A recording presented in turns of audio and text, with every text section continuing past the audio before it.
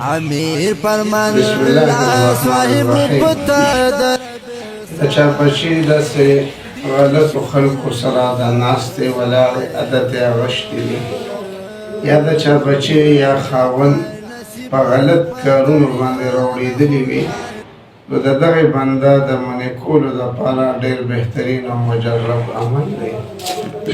د چا بچی یا خاوند په غلطو خلکو سره کینی یا په غلطو کارونو باندې د چا سره ناجیزه تعلقاتو باندې راوړېدلي وي، نو د دې د کور یو بنده به یا اووه پیرې درود شریف وایي، بیا اووه پیرې سورت النساء به وایي، اخره کې به بیا اووه پیرې درود شریف وایي. په دې باندې به څه خواږه او ورسره یې لږې اوبه دم کړي.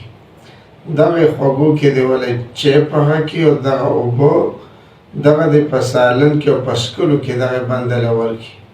انشاءالله یو څو ورځې مسلسل چا دا عمل وکړه، نو که د چا بچی د غلطو خلکو سره کیني یا د چا خاوند د غلطو خلکو سره کیني یا په داسې بد عملو راوړېدلي وي چا سره ناجیزه تعلق وي، انشاءالله دا یې نه به منې شي.